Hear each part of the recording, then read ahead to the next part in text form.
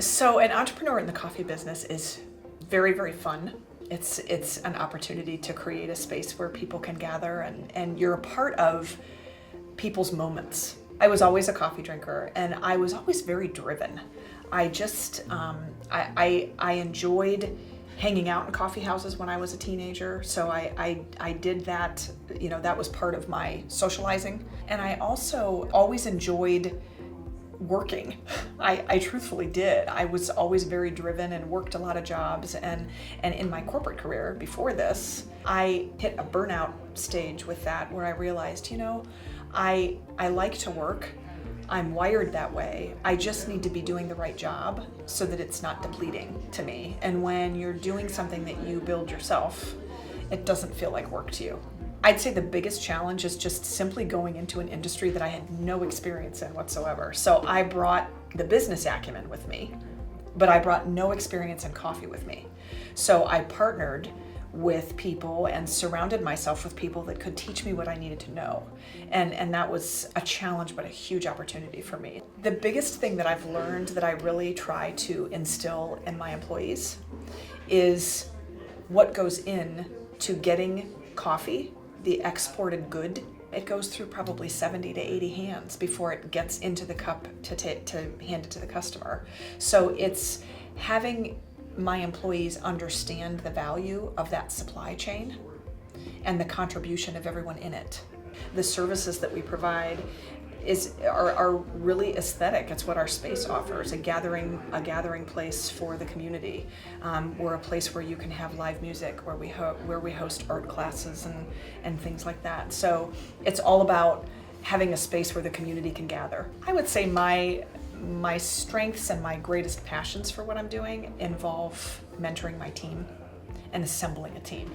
I go on gut a lot with those things to gather a team together that I know will be cohesive and will work well together, creating the environment aesthetically and with those people that I have behind the bar is something that I bring to the table in that way. I do have an understanding of business and understanding of financials, the ability to handle those types of things. I would say the area that's the most challenging for me is managing all of that with my time. It's understanding, the best way to balance that and the best way to balance work and life. There's 3 things that I carry with me that are my main principles for how I do business. The first one is my most important job as an entrepreneur is having the right people at my table and having the right people around me. The second thing is always taking care of my people. And if you treat your employees like family, they will be loyal to you and you can accomplish really great things. And the third thing that they always instilled in me was to always know your story. We have 3 stories as an entrepreneur. We have where we've been, where we are, and where we're going.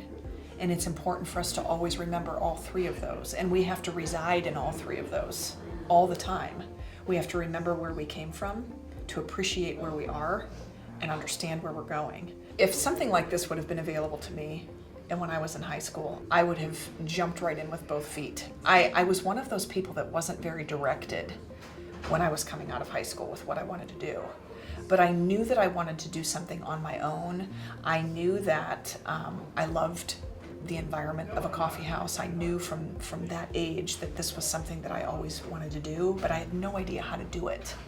And so having something like this that would have provided me with those core skills of what was needed to have that mindset would have been amazing to me. I would say that my biggest piece of advice to them starting out is that you don't know what you don't know.